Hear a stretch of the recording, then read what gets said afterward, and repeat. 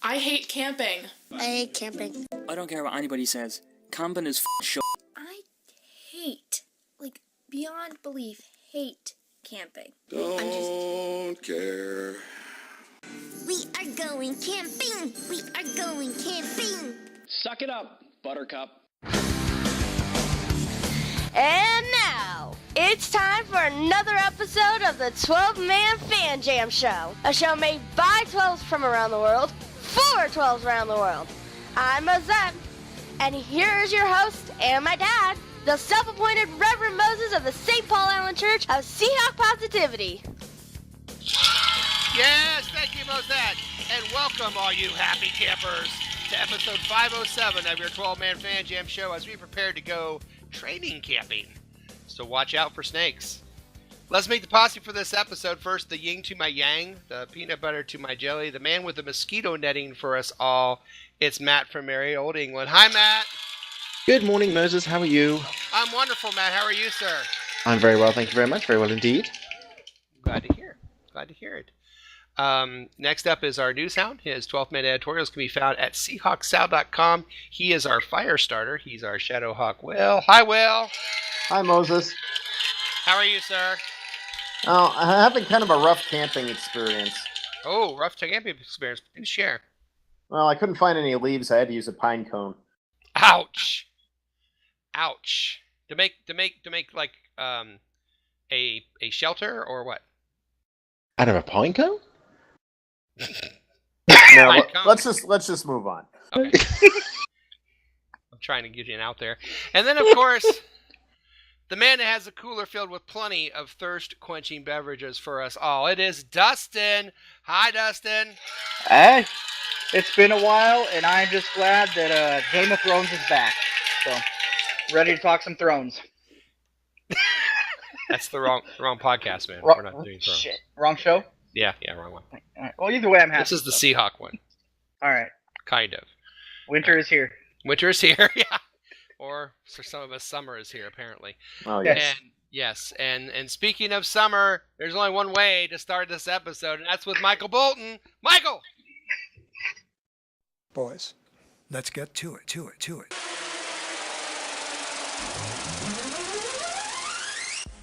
Yes, let's get to it. The show is broken into 4 quarters and a halftime. Quarter 1, we will have news and a special caption, that picture coming up. Quarter 2, the Reverend Moses will bless training camp with a sermon. Halftime is, of course, 12-Man Fan Jam Show halftime trivia. Other world. Where Matt will look to retain his title. Congratulations, Matt. Thank you. Yes. Quarter 3, we will adopt a Seahawk, a drafted and undrafted Seahawk, as they head into training camp. And quarter 4, we will talk about training camp position competitions, where we think the hot spots will be going into training camp and why. Before we start, we'd like to remind you to like, share, subscribe to the Seahawk Positivity YouTube channel, join our Facebook group, 12-Man Fan Jam Show, also on Twitter and our email. But before we jump into the news, I do have a quick shout out. Hey, can I do a shout out? Shout out.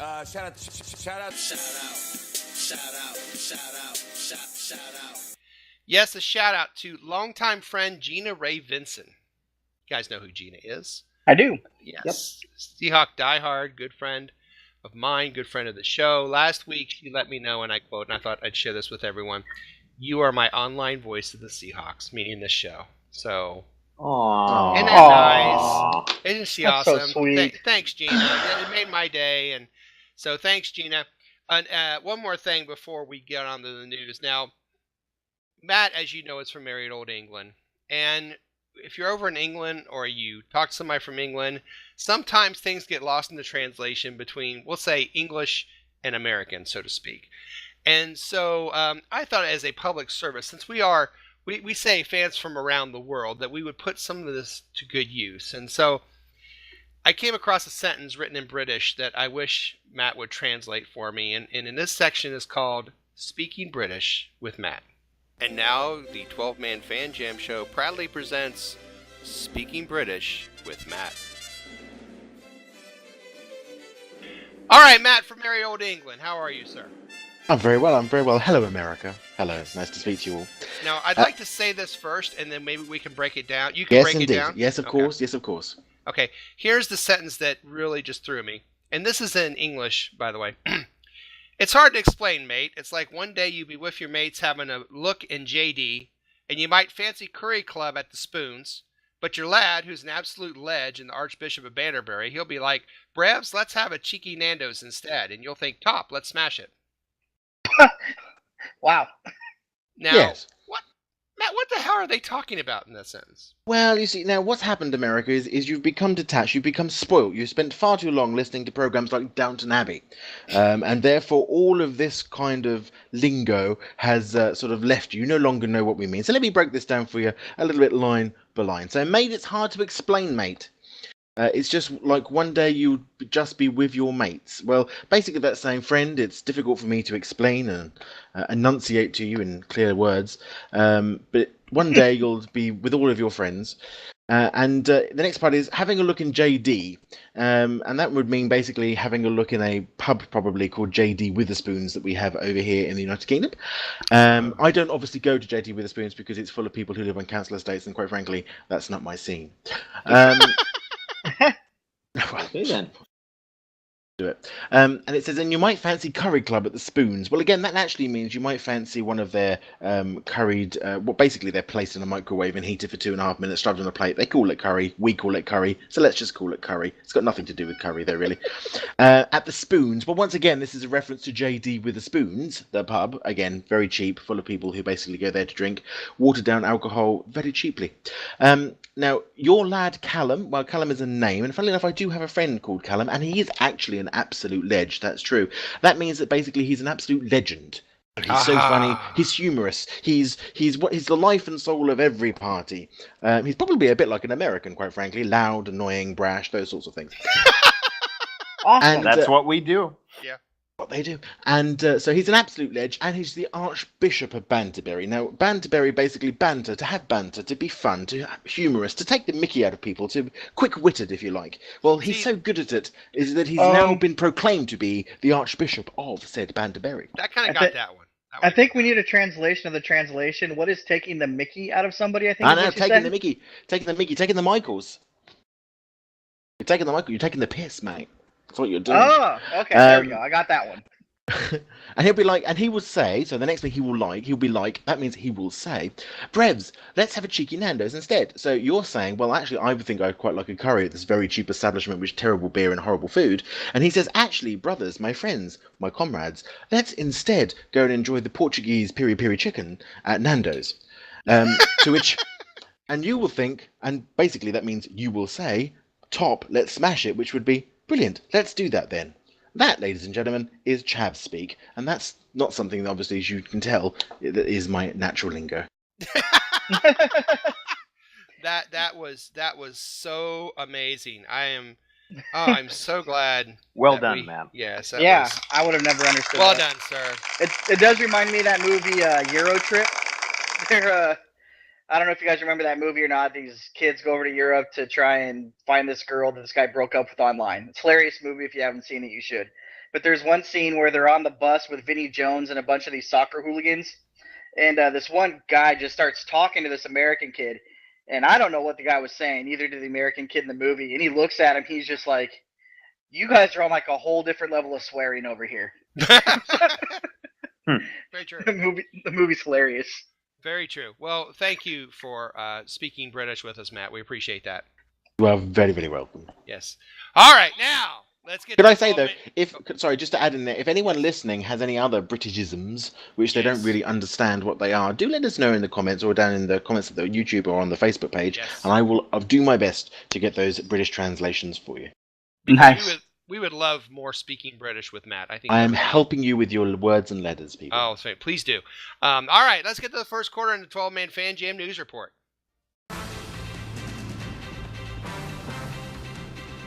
Yes, news in the NFL and other places while you were out buying more bug spray and flashlights. It's our Shadowhawk Will with the news. Will, what you got for us this season? Well, Cowboys receiver Lucky Whitehead is indeed lucky in the end. But he's had a bit of an unlucky week as his dog was kidnapped and held for ransom. Whitehead's dog Blitz was being held for ransom by Fort Worth rapper Bugatti Casino. What? That's what he calls himself, and we know that he had the dog because he posted videos of himself and several friends with the dog. In one of the videos, he demanded $20,000 for the return of the dog.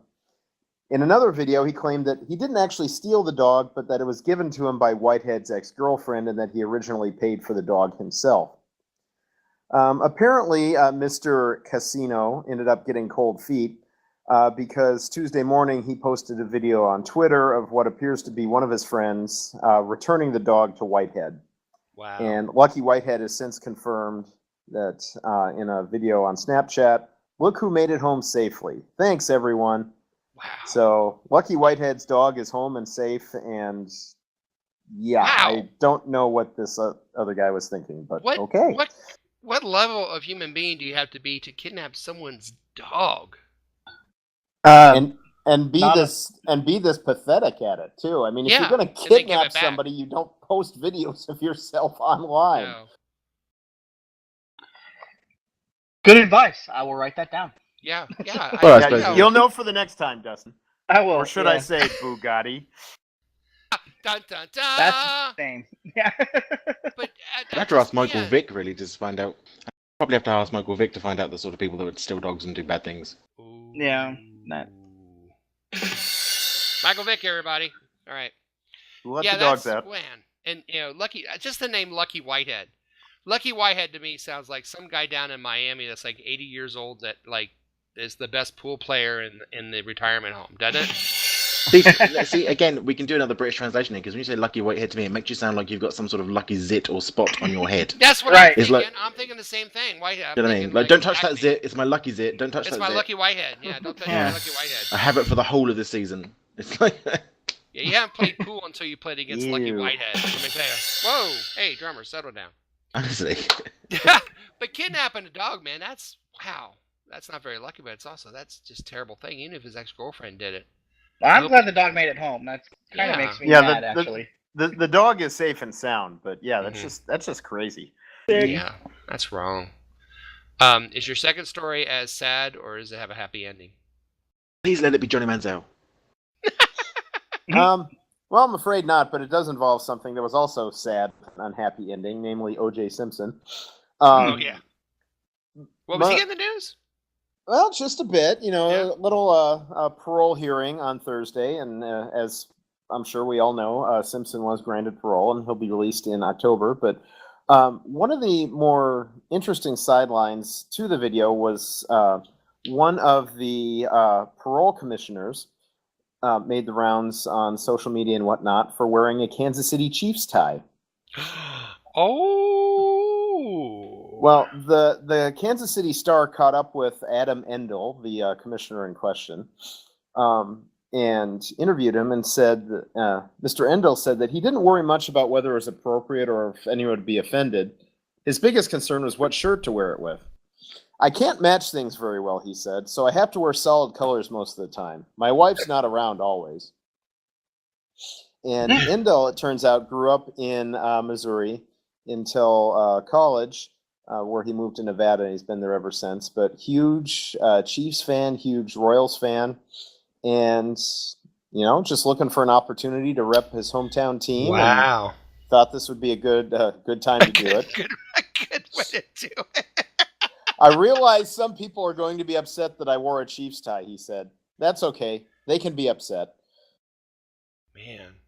Well, I don't know if the Chiefs should use this as a PR night or not, but you can have free, free OJ to people that come in. The Chiefs, I guess.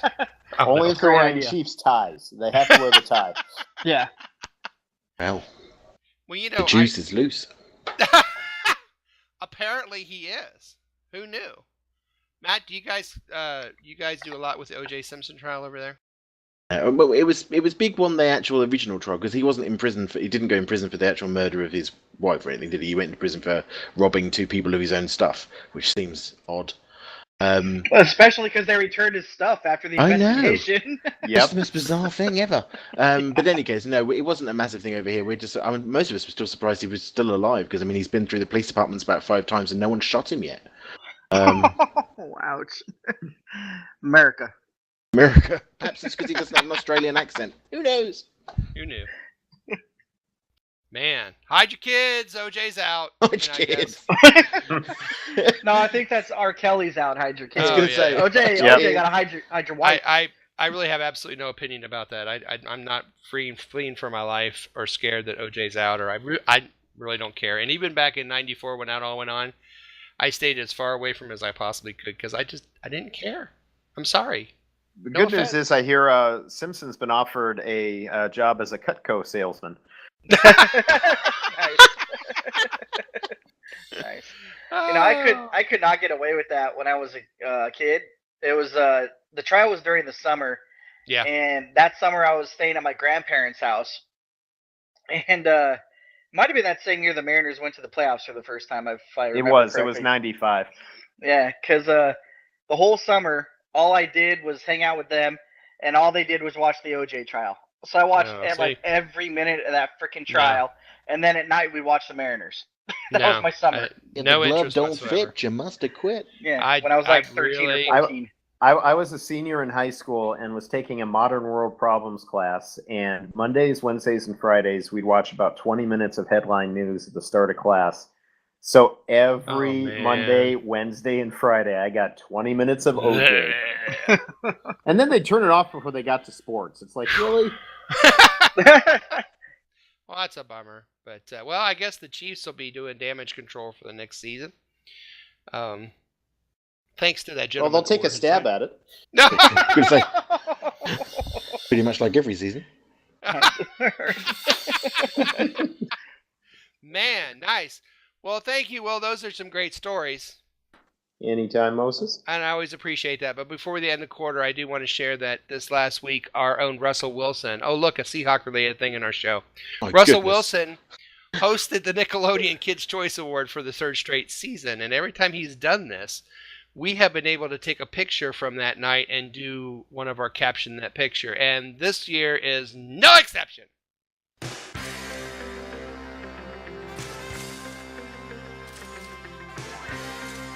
That's right, it's time for an edition of Caption That Picture, and we have a picture here of Russell Wilson with some socks that have been slimed, so to speak, so you have to tread lightly here. Will, caption that picture. Russell Wilson's audition for the next Ghostbusters reboot goes horribly wrong. Nice. Matt, can you caption that picture? Yes. Russell Wilson spends so much time running behind the lines outside the pocket, he now liquefies the field. These are great.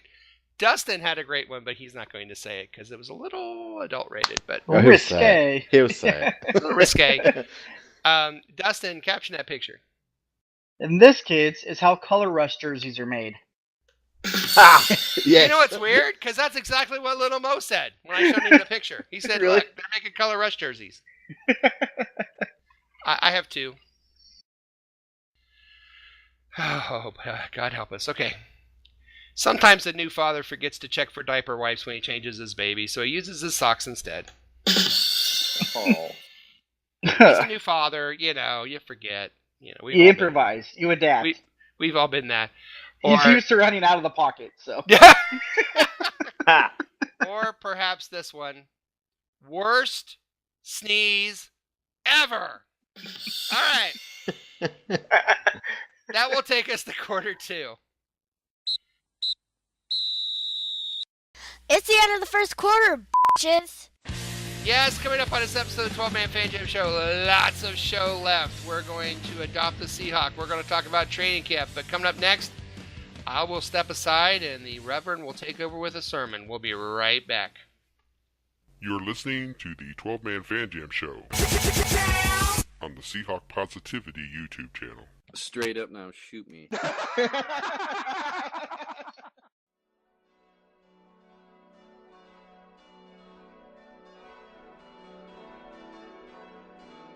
Well, you can tell by the sound of the church bells that it's once again time for another sermon from the Most Reverend Moses of the St. Paul Allen Church of Seahawk Positivity. Take it away, Reverend. Yes, it is I, the self-appointed Reverend Moses of the St. Paul Allen Church of Seahawk Positivity. How is everyone this evening? Good, thanks, Reverend. Good. Yep. Doing Oh, swell. it's wonderful. I'm good. Great to hear from all of you. Matthew, thank you so much for that wonderful intro. You're very welcome. I'm so glad the church didn't just burst into flames when you walked in. I'm really glad. I'm glad you weren't surprised. There's still time, Reverend. There's still time. There is. I pray for you. You know that. William. I know. William, it's nice to see you as well. Thank you. I know a good, young, healthy single man such as yourself has so little time to stop by and see his reverend. So I'm glad that you're here. But that's okay. I understand. I mean, that catnip isn't going to just throw itself on the ground for your pussy, now is it? You have to do that yourself. I understand. Guys got to do what a guy's got to do. Guys got to do it. I understand completely. And Dustin. Uh-huh. How are you, sir? I'm doing great. How are you, Reverend? Wonderful. I pray for you daily as well. That growth As you should. That growth spurt's going to come. Just keep drinking that milk. It's going to happen. Appreciate it. And listen, put the Power Ranger action figures away, son. Nobody wants to see a grown man play with those, okay? Yeah, it's a new movie. Well, so. You're not quite a grown man, but you get the point. Gentlemen. Considering what he normally plays with, that's an improvement. That's very true. And I'm not blind yet. You know, he will also turn the church into flames when he comes in someday. But I pray for all of you. Gentlemen, it is so good to see you here. You all look just so wonderful, like a sideline without Colin Kaepernick. It's just beautiful, and you're just all so happy, like Russell Wilson after his wedding night. You know, I swear he lost like 10 pounds that night, and you all know why. I won't go into it. It was like a fire hose stuck on super spray setting. Oh no. But I digress, my friends. I apologize. And of course, no sermon is complete without our church organist. She is older than the hills and stronger than a mountain. She is the one. She is the one and only Miss Cleolanda Hawk, Cleolanda baby. Let's get it on like Donkey Kong. Oh, there she is. Yes. Quite a sight, all that wrinkly flesh moving around. You get a little car sick. All right, honey. That's enough for now. Thank you. Go ahead and go out back. Yes, take a break. The ashtray is out back. You know, she is really trying to calm down her rather wild lifestyle, and I know William can identify with that struggle. So, what an off season it's been. You know, I have had people come to me personally and say, "Hey, where is that promised land that you said?" Well, listen, any fool could see it wasn't last season in the Super Bowl. I mean, we didn't need to be another notch in Tom Brady's embarrassing opponents in big games belt. No, thank you. Let those birds in Georgia feel that pain. And believe me, they are going to feel that pain. They filmed The Walking Dead down in Georgia, and that's going to be the name of the upcoming season Atlanta Falcons highlight reel. Believe me. It's going to be The Walking Dead because they are going to be zombies this year after what happened to them in the Super Bowl. And Kaepernick on the Seahawks? Really? Really? This offseason we talked about Kaepernick being on the Seahawks. I mean, why not hire Jim Harbaugh for public relations at it while you're at it, or Michael Vick as your dog walker, or the front office of the Bears for anything? It's just ridiculous. But praise Allen, that madness is all behind us now, and it's a new season, starting with that draft, that great draft, which for Seahawk fans doesn't start until round 2 anymore. Honestly, I love John and Pete, but they got some sort of itchy trade finger on that first round pick. They dump that thing quicker than Cleolanda dumps prescription drugs down the toilet when Sheriff Jones comes to Sunday service. It's true. She runs over there and flushes them away. Anyway, friends, we are here to send our brave young men off to training camp. And as we do, we know that they will be faced with many tests and obstacles to overcome. And as they do, we know there's only one true power that will help them overcome those obstacles. And do you know what that power is, Dustin? Seahawk positivity? It is Seahawk positivity, yes. Yes. A reading from the book of the 2017 NFL offseason, chapter 1, verses 4 to 12. For now it is time to look forward to a new beginning, a new exciting chapter in our travels to the promised land. And as we continue to look forward, we are guided by the bright light that is Seahawk positivity, for it continues to light our way. For now is the time to return to the center by the sea and work together as one force. To work together, offense and defense, special teams, coaches, trainers, new players, old veterans, players and fans. Our spirit is one within Seahawk positivity and will continue to burn brightly into the work ahead. Many trials and tribulations lie ahead, but together we shall overcome them all. Yes, this is the word of Seahawk positivity.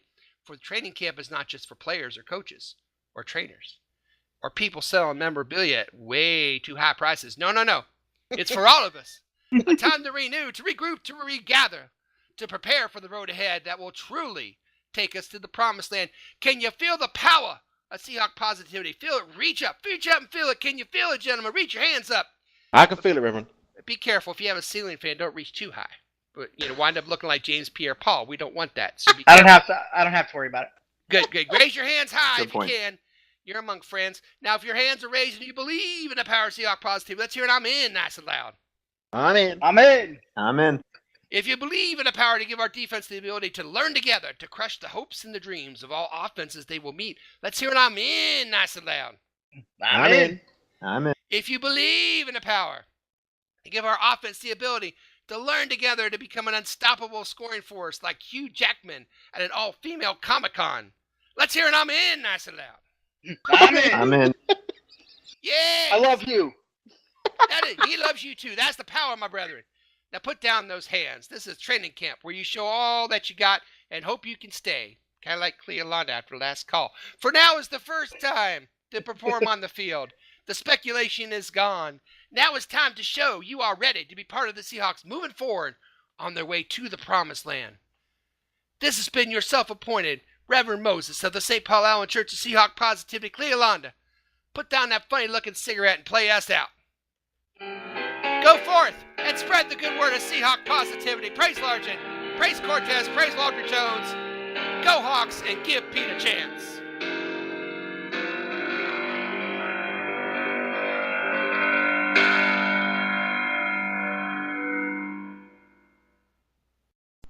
Hey, this is Matt, all the way from merry old England, and you're listening to the 12-Man Fan Jam.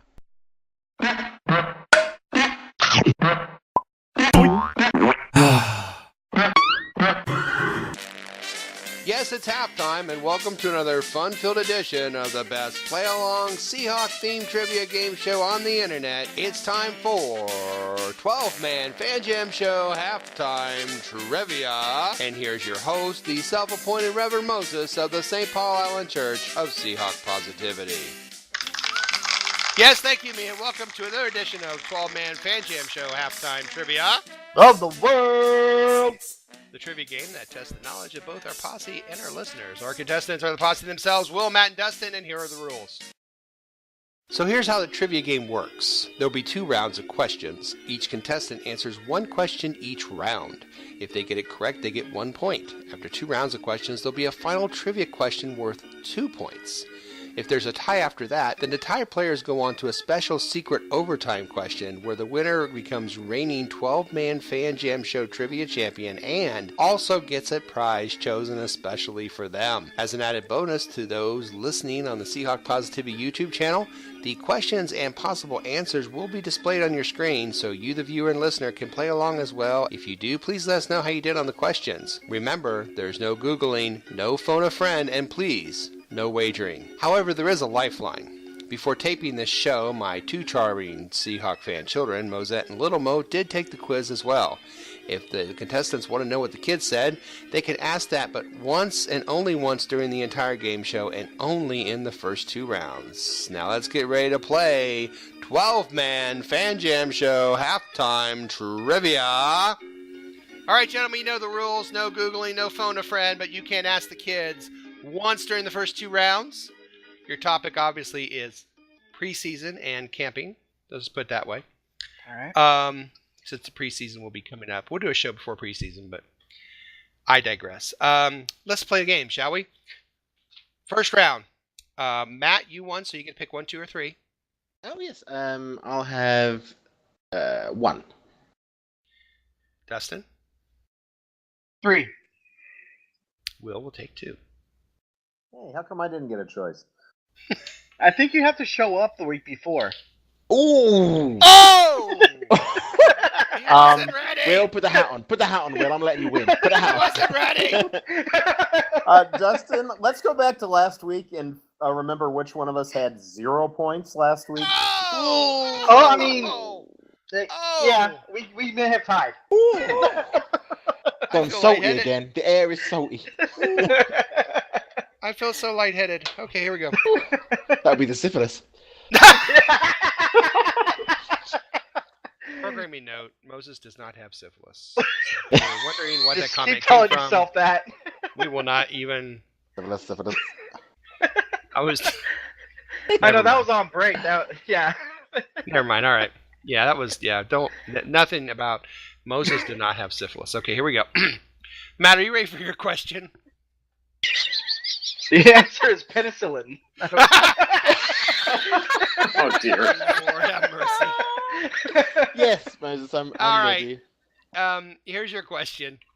Who was the only team the Seattle Seahawks beat in their very first preseason in 1976? I have no idea.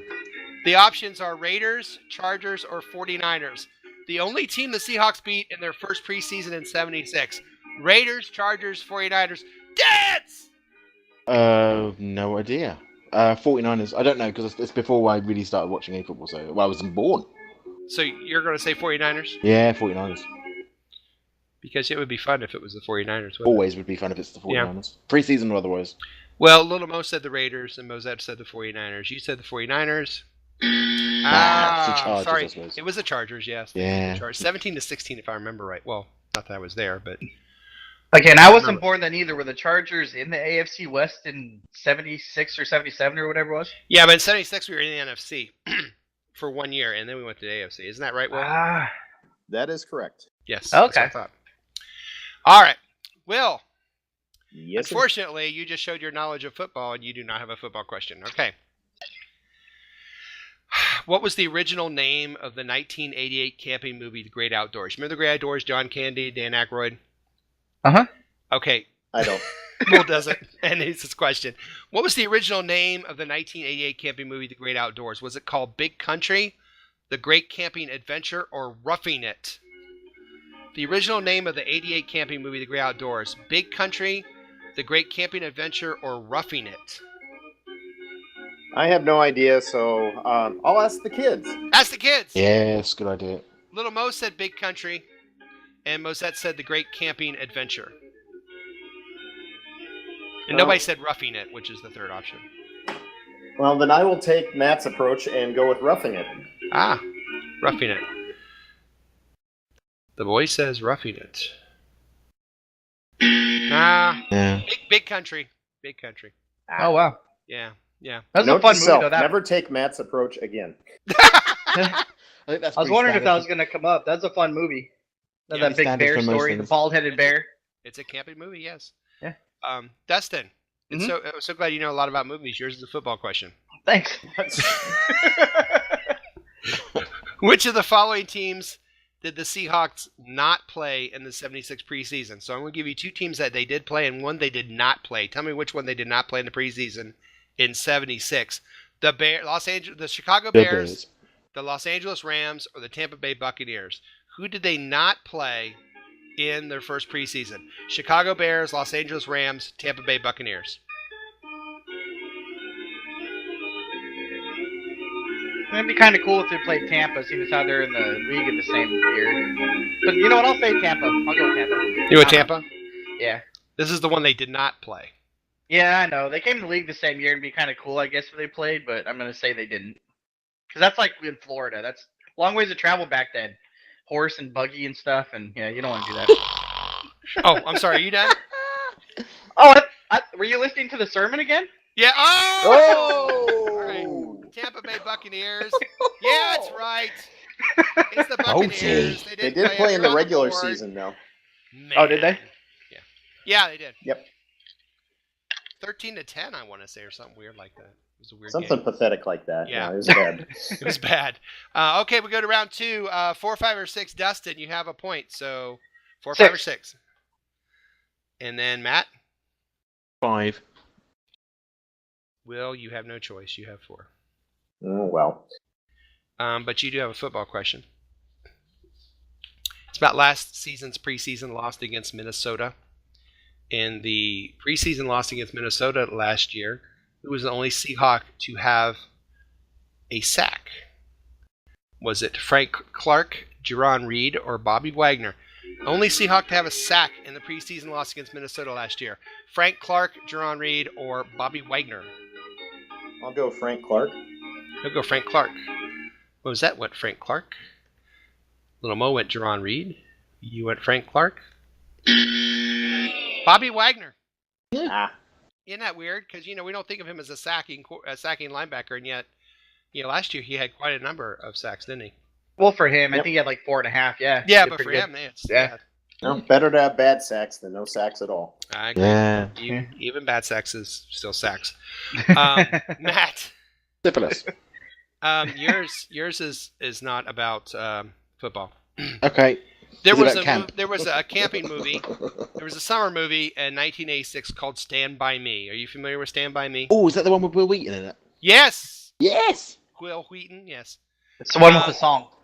It was based on a Stephen King story, but what was the name of the Stephen King story that was turned into that movie, Stand By Me? Was it called The Body, Castle Rock Caper, or Finding Ray Brower? What was the name of the It short was The story? Body, but I could ask the kids, but it was The Body because I read the book. It's great. Do you want to ask the kids? Oh. Yeah, ask it. What do the kids think?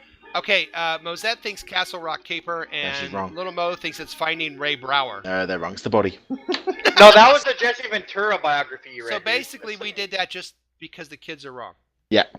Okay, so let me be sure I got that right. Well, yeah, you're right. It's The Yeah, Body. Yeah. So Matt has the point. Woohoo! Will has Finally, nothing. a question you just know. I think it's the first time that's there you ever go. How about that? That's one you actually know. Who knew? That's pretty crazy. Yeah. I thought you might get that, or someone might get that one, because it's kind of common knowledge. Dustin, Ray Brower, by the way, is the name of the body that they found. That's why I threw that in there. All right, Dustin.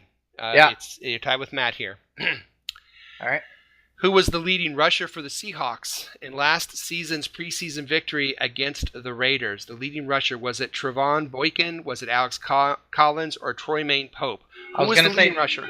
I was going to say Pope before you even asked, so I'm going to stick with Pope. Is it going to go with the Pope, eh? Yep. Oh, The no, young another Pope. accent. Collins.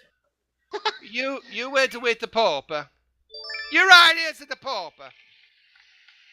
The Papa. All right. Well, That was one bizarre game, even for preseason. that was. Yeah. So you guys know now it's time for the final question. Dun, dun. Question. All right, here it is.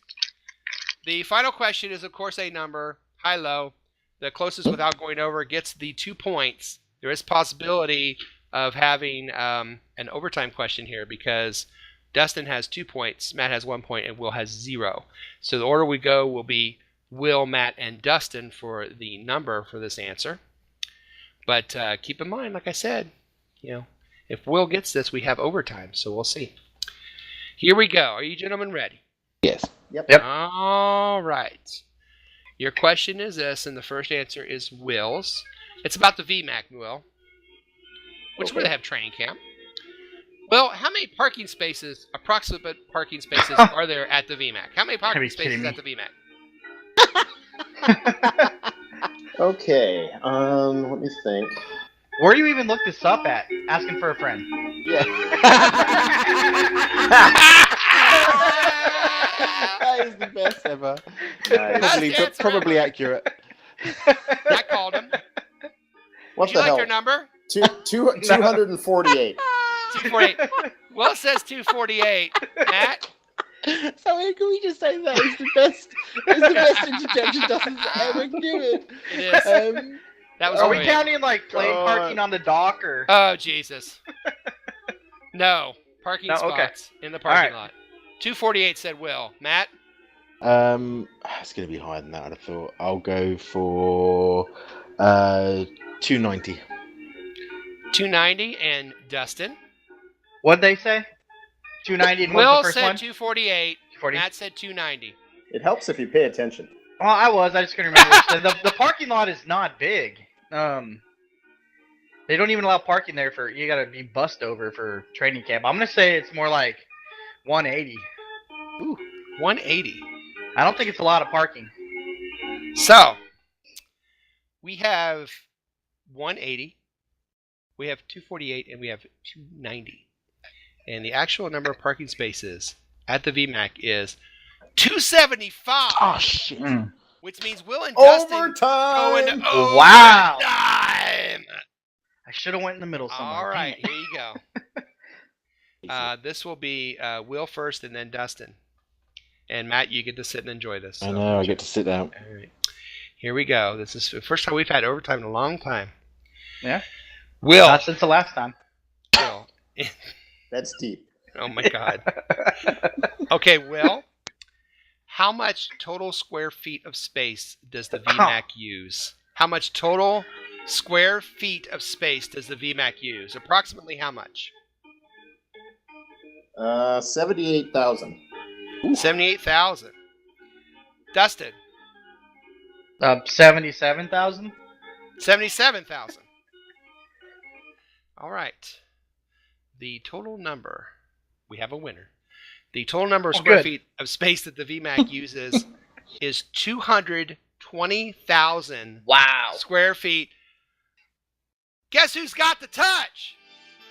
It's Will! Will, you got the touch, buddy!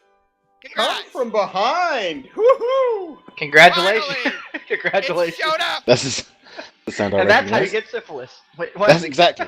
See, this is no one's listening. Oh, dear. Oh, congratulations, Will. Yeah, good job, you, man. Good job. Were you wearing your... Just point out to all the listeners at home, and it doesn't count. It's the off-season, so therefore it doesn't count. And you were already having a trophy made up for your victory last week. Okay, No, I'm just don't reusing even. all the ones I won last time. It's fine. I mean, Amazon orders little trophies like kids' soccer trophies for every time you win. Let me just cancel that order right now. Fucking trophy. Congratulations, Will. Thank you. And as Matt cancels his trophy, we want to remind you this has been another crowd-pleasing, heart-stopping, award-winning edition of 12-Man Fan Jam Show Halftime Trivia Of the world. Of the world. of the world. We'll be back with the second half of this show after this quick station identification. Take us out, Stan Bush.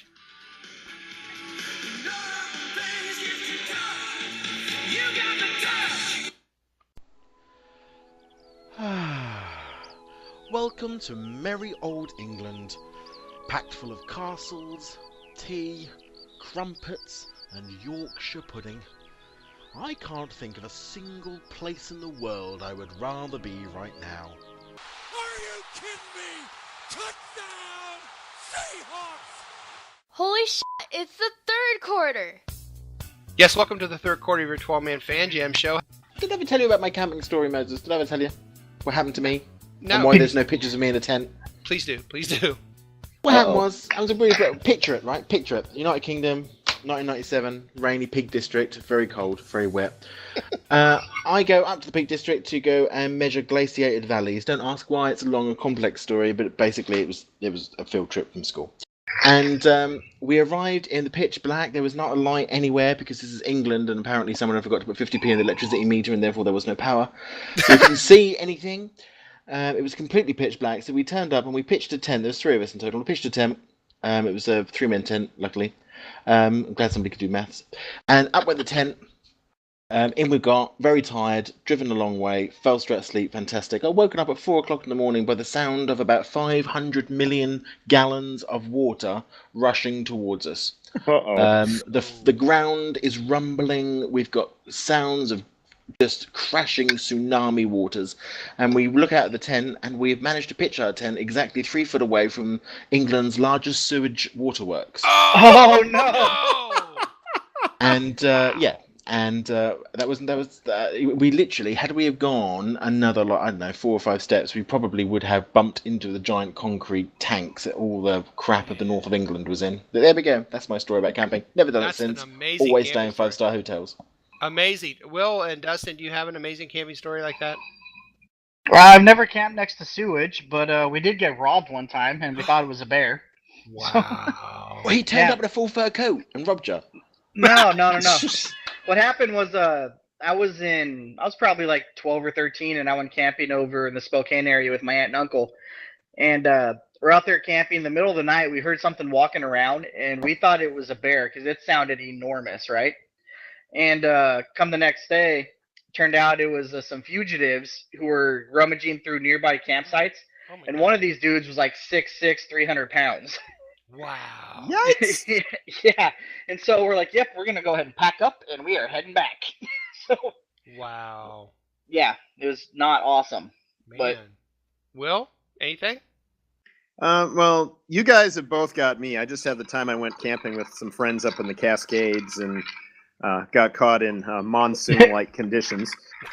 I thought you were going to say this. That was in high school. I dried out by my 30th birthday. Well, 3 years as a camp counselor, but then I went and worked at a center for kids with developmental disabilities, and one week out of the summer, we would take these kids out to a Boy Scout camp, which was basically tents on concrete, is what it was. And one year we went out, and I remember it was like wildlife night. Like everyone had something, and there were these raccoons. And this one girl came out screaming, "There's a raccoon in my bed, in my room, in my tent!" And I went in, and the girl that she was taking care of was like zonked out because she had so much medication. She was just gone. And underneath her bed, when I looked at the bottom, like I had my flashlight, and I look under her bed, it's just like little beady eyes staring at me. Oh, yeah, you got a raccoon. Trash panda. Yep. Yeah. Those little jerks are mean, too. And she was like sound asleep on the bed. She was gone, knocked down on medication. And so it took us a good half hour to get that raccoon out, but nothing like what you guys had. I mean, that's wow. Well, there was that one summer I was at Camp Crystal Lake, but, There was that one time at band camp? Yeah. Man, whole different show. Different podcast again. Whoa, yeah. Well, camping can be scary for people who are new to it. And, we are nice going segue. to... Yeah, I thought so. And amazing. speaking of people that are new to training camp would be our drafted players and our undrafted free agent rookies. And so what we like to do on this show is kind of ease that tension and kind of adopt them in a little thing we like to call Adopt a Seahawk. And here's how it works. Every year we sit down and we adopt a drafted rookie player and an undrafted rookie player. And we hope they do very well so that when this show next year comes rolling around, we can talk about how great we did with our player and not talk about how poorly we did, which is where we're at now. So what I'd like to do is talk about who we adopted last year. First, we're going to talk about the drafted players. But before we draft our new rookies, let's talk about how we did last year. Our 2016 Adopt a Seahawk drafted players list. Are we sticking with the format this year? Because I know last week with the thing you wanted to do, we didn't stick with the format. Yeah, we're sticking with the format this do time. they have to be rookies this year? Or? Yes, they do. Yes. They do. Okay. Can I also just say as well, for any rookies that might be listening to this show, because obviously you're new to football and have no idea that you shouldn't be listening to this, but if you are listening to this show, this is the kiss of death moment for your career, okay? So if any of us pick your name right now, I'm so sorry, but you're probably going to end up in Cleveland at best. And this is why. And not on the football team. Well, at best. Dustin had Alex Collins, and it's actually not a bad pick. I mean, you were like, I got to have Dustin Collins. Or Alex Collins. I got to have Alex Collins. And you did, and he did all right. I mean, he played. He was there. Yeah, Will had Quentin Jefferson, which I still think, going into this year, I think that's a good choice. Even though last year. Hurt. Yeah, man, got hurt. Mm-hmm. Matt immediately drafted Nick Vanette and then said we had to call him Nick Vanette for the rest of the year. Yeah. Mm-hmm. Which I don't think we did once. I don't think we did once even I because didn't. So. I think he had like 2 catches or something. I know. We didn't make fun of it. We never called him like Nick Bidet or anything. No. Didn't make fun of it. But I said CJ Precise. Oh, here he is. Here he comes. But I, on the other hand, picked an oft-injured player as well. Oh!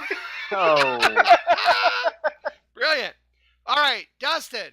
Yeah. Who are you going to adopt for this year as a rookie drafted player? I'm going to go with Shaq Griffin.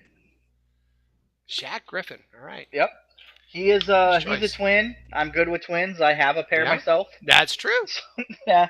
And he's got a cool story. So he's got the whole thing with his brother and the scholarship thing where his brother didn't have the hand. He wasn't going to play anywhere unless they gave his brother a scholarship too. And then his brother ended up being a great player too for the team. That's a great story. Yeah. Great story. Will? I am going to go, since I'm going to go with Malik McDowell, Oh, nice choice. Because he has all the talent in the world, and he's in a place where they're not going to tolerate somebody slacking off. And I think he can find a niche and start contributing immediately. Excellent choice. In a good way. In a good way. Yeah, I agree. Matt? Now, I've got a problem with all these players. I'm going to point this out right now. Not one of them is going to look good in leisure wear. Not one of them. How are their hands? No, none They of need this. different scouts. Honestly, people have had a look at these people, have had a look through, haven't seen what's like, I mean, there's no optional boogie boards, and none of they're not going to look good at anything, quite frankly. So I'm finding it difficult to pick. If I have to pick anyone, it's going to be Mike Tyson. The reason, more than anything, is that his picture that they've given him on NFL makes him look so angry, because clearly people have always said, Mike Tyson, I was expecting the other guy. And he looks so mad in that picture that I think he's going to come to the field with a bit of tood, and I quite like that. So, yeah, go on then, Mike. See how angry you can get and bite people's ears off. It's a travesty. The travesty. It's a travesty. He is not going to fade into oblivion. But I challenge you, go and have a look on the NFL.com roster, have a look at his picture, and you tell me that that's not the face of a man who's been told over and over again, or even has heard the person doing a lispy accent at him and saying, go on, do the lisp. Go on, do the lisp. It's a travesty that your name is Mike Tyson. So there we go, and he's from Cincinnati. I don't know, I don't care. Yeah. I don't care. Yay! It's kind of Matt's approach to this whole thing, really. Great approach. That's the end of his I career. was going to pick Nazir Jones because I think he has a really, really funny Twitter, and he's a very funny guy. But I'm going to spare him because we need him. He's got a cool story, too, when he was paralyzed and he was like 16. Great and now, story. yeah, it's crazy. I'm going to go with Amari Darbo. Also a great story. A great story, and Yeah. I really think that he is going. If he is half the player that he looks like on highlight reels from Michigan, we have got ourselves a new receiver because this kid can catch everything. So I really like the way he plays. So I'm going to go with Darbo. Plus, he also a fantastic story. So, all right. Now that we've punished them, let's go to our undrafted players. I was waiting for you to say I'm going to pick Darbo because I really like Jermaine Kearse. Oh, come on. Who likes Jermaine Kearse? All right. His mom? Undrafted players. These were just, wow, just a train wreck. Will Brandon Bryant, I don't even know. I had Rawls in 2015, though. So You did. Matt had Christian French because he just liked me to do French accents. Dustin picked, was it Laney I think it was Maivia? Because Oh, she yeah. thought he was related To the Rock. Yeah. I That was don't a think big it was reason. true. Yeah. And then I picked David Perkins. I don't even know why. But the funniest thing about this whole thing is that Dustin said, so did Statsman Mark pick one? And you said no. And he said, you couldn't decide. So you gave Statsman Mark Tanner McElvoy, which is like nice. the only decent pick out of all these. That's funny. Yeah, and you gave it to Mark. And he said, unless he works out, and he's my pick. So I guess we can give it to you. No, sorry, doesn't work that That sounds way. like something I would say. Yeah, it does. Will, who is your undrafted player that you would like to adopt? I'm going to go with Algernon Brown, the fullback out of BYU. You just want to give him flowers. No, but I like fullbacks, and even though we're probably only going to keep one, that's pretty wide open at this point, and I think he can come in and be a good blocking back, and he's Sure. got potential as receiver out of the backfield too. Good deal. Matt, who you going to take? Now, I've got a similar problem here. I've had a look at these. Now, normally, as you know, I'm very much into tight ends, and this is hopeless, to be frankly honest. He likes to be. Oh, yeah. I mean, the point is, you've got Terrain Swoops. Is it now? I'm going to call him Swoops, because that's what it's called, is it not? It's Swoops, Swoops, yeah. there it is. It's Swoops, Swoops, yeah. there it is. Like Yeah. Sheriff Now, he was Swoops, yeah. was he not a QB in college, though, as opposed Yes, to a tight yeah. end? Yes, he was. Yeah, although So he was I'm kind of hopeful- an offensive weapon last year. He did a whole bunch of stuff with him. Yeah, so I'm hoping that he's got some sort of hidden quarterback like re-emergence all of a sudden, and that he'll become some sort of story for us that we've suddenly discovered, another amazing quarterback player. Really, I don't think we will do, having seen some of the tape. But anyway, and he's got a fantastic name actually, which I quite like for a quarterback. So yeah, I'm going to go with him. All right. Texas, isn't he? Longhorn. Nice choice. Yep. Yeah. That's Dustin. Yeah. Would you like to pick somebody? Okay. Right now? Why not? Yeah. That would be helpful. Let's do that. I'm going to go with Darius Rogers from USC because I think he has a legit shot to possibly make the team or practice squad. So, all right. Well, that's why you pick him, because you hope he makes the team. Yeah, I'm going to pick so-and-so because I think he's going to be cut next week. So You know what? No, last year I picked the dude because I thought he was related to The Rock. So that's not why I picked people, dude. Making the team is not a requisite for this game. Nope. Well, my guy is Jordan Ruse from Purdue. Good choice. 2 reasons. One is he's from, well, 3 choices. 3 reasons, really. He's from Purdue, Indiana. I like the connection. Number 2, he plays guard, so it's offensive lineman. So, and I've heard great things about this guy, so I'm hoping that comes through. And in fact, Ruse. I had a pair of Ruse when I was growing up, the tennis shoes. Loved them. Right? Yeah. Yeah, they were great. They were bright white, though, and I couldn't, wow. They were really white when I had them, but so I'm going with the shoes. I'm going with Jordan Ruse for mine. So that is our adopt a Seahawk players. If you'd like to adopt a Seahawk, drafted or undrafted, just don't let them know, but let us know at the 12-Man Fan Jam Show Facebook page, or here on comments of this video, or comments attached to the thread attached to this video, or email us, or shoot us a tweet at Seahawk Positivity. All right. That's the end of the third quarter. It's the end of the third quarter, bitches. Oh, there's more? No, there's more. Almost done. But there's more coming up next. It's the fourth quarter, and we talk about camp competition. You're listening to the 12-Man Fan Jam Show, an essential for any camper. We'll be right back after this.